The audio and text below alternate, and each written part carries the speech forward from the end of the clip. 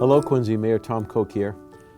I know that I'm typically giving you statistics on the pandemic, but today I just wanted to go in a little bit of a different direction as we're upon the Christmas season, holiday season for folks. And I know it's a very difficult year with the pandemic, and it certainly changed our habits. And I recall going to dozens of Christmas parties that just weren't this year. So having said that, though, we still have an incredible community. We have a lot to be thankful for and incredible blessings. And one of the blessings we have, and I often talk about as mayor, is the incredible community partners we have in serving the residents of our city.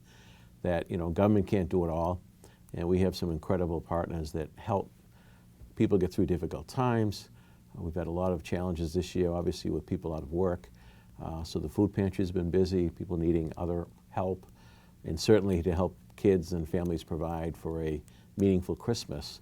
We've had a lot of folks involved. I'd like to mention a few, if I might, and I know there's probably a lot more out there than those I mentioned, but some of the ones that we've been working with through the pandemic, you know, Shore YMCA with the Germantown Neighborhood Center, doing some amazing work at the pantry and providing toys and items. The Salvation Army, who they serve everybody, everyone that comes knocking at that door. Same thing, food pantry and toys and gifts and so forth to some needy families. We have Interfaith, Rick Doane and his team do an incredible job every day of the year for anyone of any background. Nobody gets turned away. Again, food, clothing, and toys and games and assists. We've got this year the South Shore Building Trades, which includes all the trade unions in this area that stepped up big time and ran their own drive. And that went off to some of these organizations to help people directly. Local 792, the firefighters, put food bins out at the number of the stations. And all that food went to the food pantries around the city that, again, are serving our residents here.